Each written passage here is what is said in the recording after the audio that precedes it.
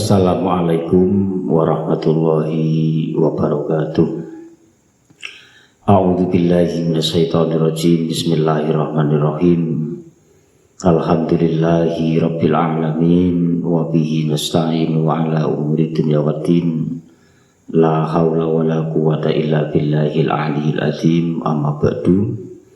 Hadirin wal hadirat yang berbahagia, langsung saja ya, setelah kita kemarin membahas tentang masalah betapa pentingnya dua majelis antara majelis ilmu dan majelis zikir.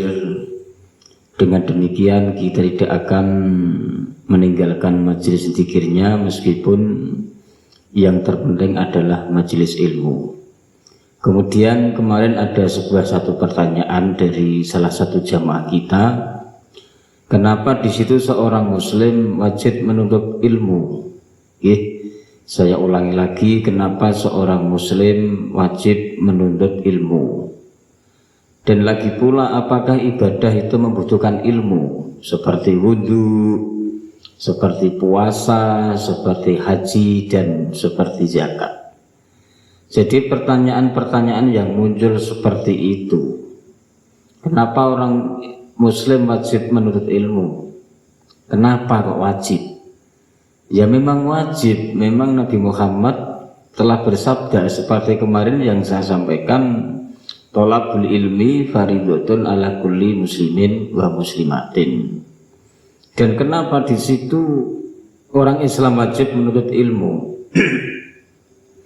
Karena Imam Al-Ghazali mengatakan di dalam kitab Sirajul Talibin, sarahnya kitab Minhajul Abidin, yaitu komentarnya Mbah Imam Al-Ghazali, utlubu hadzal ilma tolaban la yadurru bil ibadah.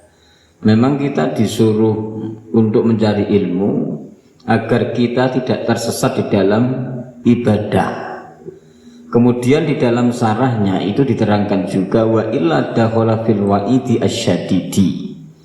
Kalau kita tidak belajar ilmu, kita akan diancam mendapatkan siksa yang paling berat. Seperti itu. Jadi bahaya ibadahnya kalau kita beribadah tidak menggunakan ilmu. Dengan demikian menuntut ilmu itu ya memang wajib. Seperti itu. Jangankan itu ilmu, terutama adalah dalam konteks ilmu-ilmu akhirat, ilmu dunia saja itu pun juga menggunakan ilmu. Ada sebuah hadis, man arada bidunya fa'alaihi bil ilmi wa man arada bil akhirah fa'alaihi bil ilmi. Siapa yang ingin urusan dunia juga menggunakan ilmu, urusan akhirat juga menggunakan ilmu. Tidak ada yang tanpa menggunakan ilmu. Wa man aradahuma fa'alaihi bil ilmi. Begitu pula orang yang menghendaki dunia dan akhirat juga memerlukan ilmu. Jadi pada intinya kenapa kita wajib, seorang muslim wajib menuntut ilmu? Karena kita tanpa ilmu kita akan bahaya di dalam ibadah kita. Ini sekarang saya kasih contoh satu misal kasusnya, kasus itu ya, satu misal kasus wudhu satu misal.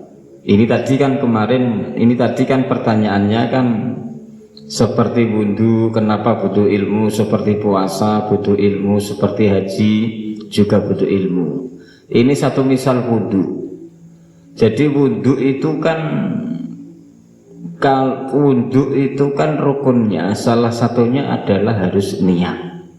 Dengan demikian, nek sampean itu tidak mengetahui ilmu-ilmunya wudhu, ini kan seperti kita membersihkan anggota tubuh, tidak wudhu namanya.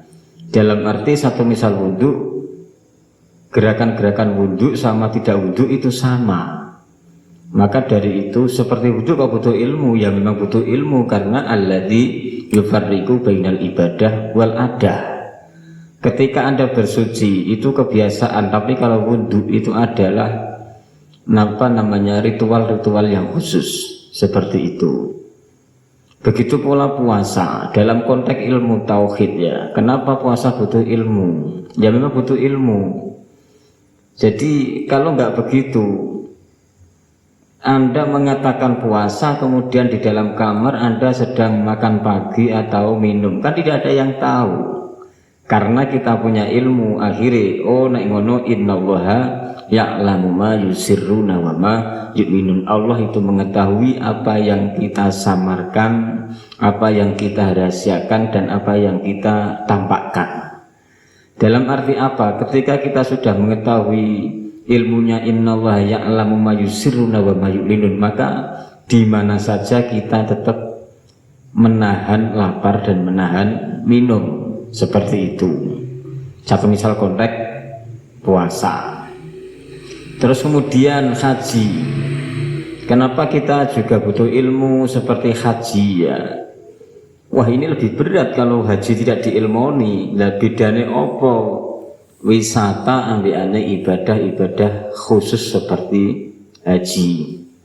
Dengan demikian akhirnya ada sebuah makalah dari Imam Al-Ghazali juga, Mbah Imam Al-Ghazali, hati-hati kamu ketika melaksanakan ibadah haji. Faidan afatani, ada dua bahaya di dalam orang ibadah haji, yaitu pertama ar-riya'u wal ujub.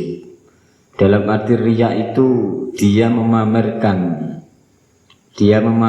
ibadah-ibadahnya selama di Madinah.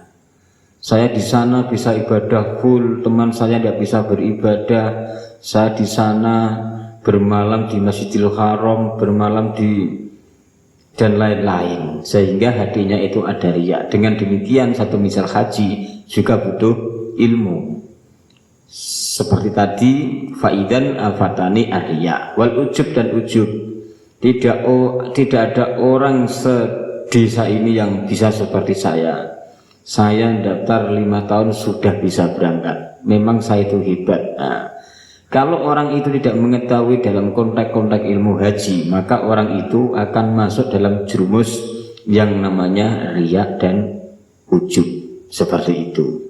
Begitu pula zakat, satu misal ya. Begitu pula zakat.